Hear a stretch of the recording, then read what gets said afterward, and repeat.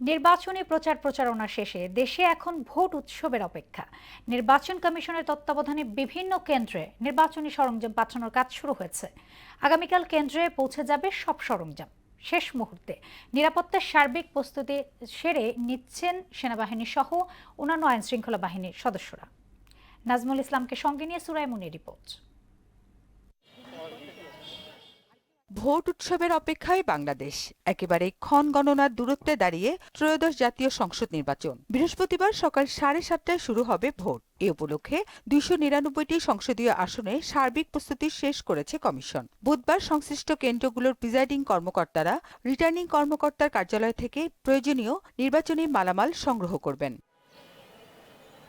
বিভিন্ন ভোট কেন্দ্রে পৌঁছে দেওয়া হচ্ছে প্রয়োজনীয় নির্বাচনী সরঞ্জাম। ভোট কেন্দ্রগুলোর সার্বিক নিরাপত্তার দায়িত্বে রয়েছে আইন শৃঙ্খলা বাহিনীর সদস্যরা। ঝুঁকিপূর্ণ কেন্দ্র চিহ্নিত করে সেখানে নেওয়া হয়েছে বাড়তি নিরাপত্তা। সরকারের এই উদ্যোগকে সাধুবাদ জানান ভোটাররা। গন্ডগোল করার কারোর প্রবণতা থাকে, ইচ্ছা থাকে, এটা ঠেকানো মুশকিল। সুষ্ঠুভাবে ভোট হলে যে যাক, আমার কথা হলো দল বিদল নাই, একজন তো যাইবো। আমরা আশা করি ভালোই হবে, আর ভালো হলে তো আমাদের ভালো, সবার ভালো। আইনের মাধ্যমে সমাধান হবে না, সবাই যার যার দায়িত্ব থেকে সচেতন থাকতে হবে।